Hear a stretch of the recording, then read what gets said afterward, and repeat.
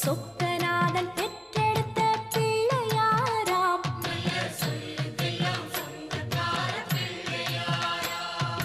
கைலாய மலைய விட்டு தெற்கே வந்தாராம்.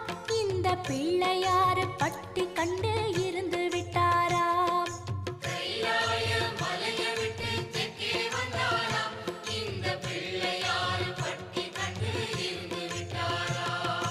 கணபதியார் வந்தாரம்மா, நம்ம உறவாக நின்னாரம்மா.